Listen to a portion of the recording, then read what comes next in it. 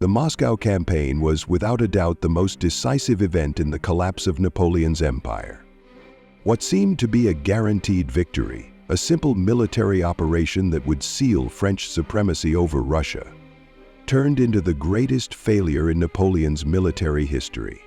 Although many focus on the harsh Russian winter as the main cause of the losses, the reality is that the defeat of the Grand Army was much more complex and involved a series of factors that together made the survival of the French troops impossible. The death of thousands of French soldiers was the result of a combination of devastating factors. The harsh Russian climate was certainly a relentless enemy, but it was not the only one.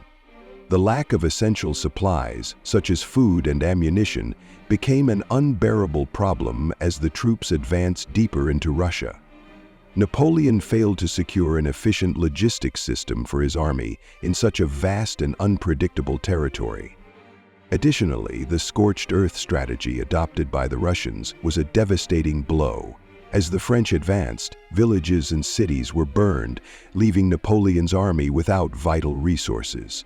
The scarcity of food and drinking water, combined with the lack of shelter, caused widespread hunger among the French soldiers, who became easy prey for diseases such as cholera and dysentery, diseases that spread rapidly due to the unsanitary conditions. But perhaps the most lethal threat to the French troops was not the winter or the diseases, but the incessant attacks by Russian partisans. These irregular fighters, often made up of peasants and militias, attacked the French supply lines, ambushed patrols, and hindered any attempt at advancing or retreating. These attacks, although not having the impact of a traditional battle, were constant and relentless, draining Napoleon's forces. The Russian partisans were, for the most part, deeply motivated by the defense of their homeland and their will to resist the French Empire.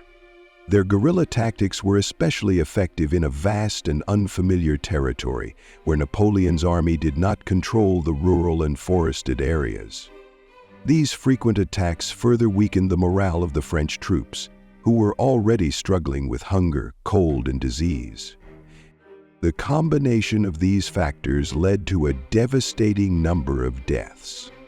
It is estimated that of the approximately 600,000 troops Napoleon had brought to Russia, only about 25,000 to 40,000 soldiers managed to survive and return to France.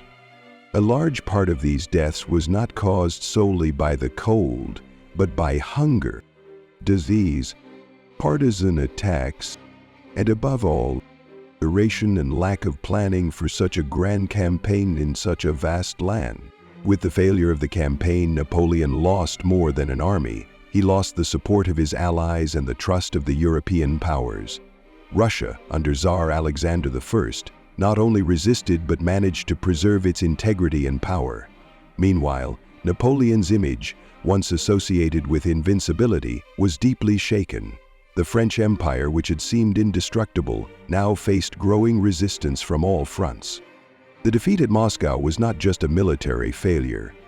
It was a fatal blow to Napoleon's empire.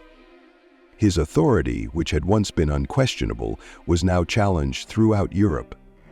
What was once an empire that dominated almost all of Europe now began to disintegrate. The disastrous retreat from Russia marked the beginning of a cycle of defeats that would lead to Napoleon's abdication in 1814. This campaign was also a milestone in the history of modern warfare. The battle against the Russian winter and geography exposed the fragility of grand military strategies that do not consider local resistance, the importance of logistics, and the limitations of the army. Napoleon learned the hard way that even the greatest of strategists cannot underestimate the natural and human challenges of a prolonged war. But perhaps the greatest legacy of the Moscow campaign is the psychological impact it had on Napoleon and his empire. The man who once believed he was invincible now found himself forced to face an unprecedented defeat. This collapse was not only physical, but also psychological. A deep blow for a leader who had always relied on his ability to dominate events. Napoleon's failure in Russia also had a profound effect on the French people and his allies. Trust in the emperor began to falter, and soon France found itself embroiled in a series of conflicts with other European powers. Napoleon's fall did not happen overnight, but the Moscow campaign was undoubtedly the turning point that initiated the decline of his empire. The Moscow campaign also highlighted a crucial lesson about the nature of war. Even the greatest army in the world, when poorly led and inadequately supplied, can be defeated by much smaller but determined and terrain-savvy forces. Napoleon, a master of conventional warfare, was overcome by resistance that did not obey traditional rules. And so the empire that Napoleon built, so vast and grand, began to crumble. The failed invasion of Russia marked the beginning of the end for Napoleon, who, after a period of recovery, found himself lost in the fight against the united European forces against him. But the true tragedy of the Moscow campaign was the destruction of a dream. Napoleon's dream of a unified European empire, of an order dominated by France, crumbled under the weight of human and material losses. The death of his soldiers was not just a number. They were men, stories, and dreams shattered. In the end, the Moscow campaign was not just a military defeat, but also a defeat for Napoleon's vision of an eternal empire. Russia resisted, and with it the belief in Napoleon's invincible destiny was broken. His ambition for absolute power in Europe dissipated, and the empire he built collapsed because of a single ill-planned campaign. Napoleon's Grand Army was not made up of just Frenchmen.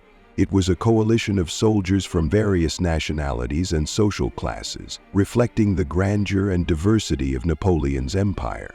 There were soldiers from Italy, Germany, Poland, Spain, and many other parts of Europe. Some were conscripts forced to serve, while others were loyal veterans who believed in the Napoleonic cause. Each of these men had a story, a dream of glory or survival, but all shared the same tragedy in Moscow. Among the ranks of the Grand Army, there were peasants, workers, and even aristocrats fighting for honor and for the future of the empire. For many, this campaign was an opportunity to rise socially, a chance to prove their worth. Others, however, were mere pawns in Napoleon's war machine, forced to fight in a war they did not always fully understand. The loss of these men was not just the loss of a number, but of the dreams and aspirations of an entire generation. The sadness over the death of these soldiers was not limited to the great battles and death on the battlefield. The personal tragedies of these families, who lost their sons, husbands, and fathers, reverberated throughout Europe.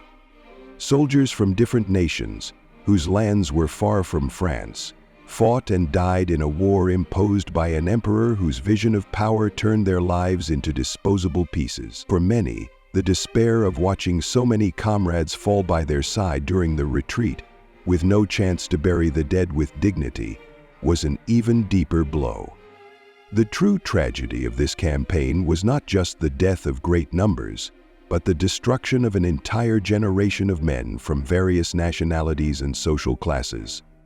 Those who survived, few in number, carried the weight of the losses irreparably. The defeat at Moscow not only diminished the Grand Army, but also destroyed the European nations' trust in Napoleon's promises. The empire he had built with so much effort, sustained by these men, crumbled under the weight of a single, poorly calculated campaign. Now I invite you to reflect on this historic campaign. What do you think?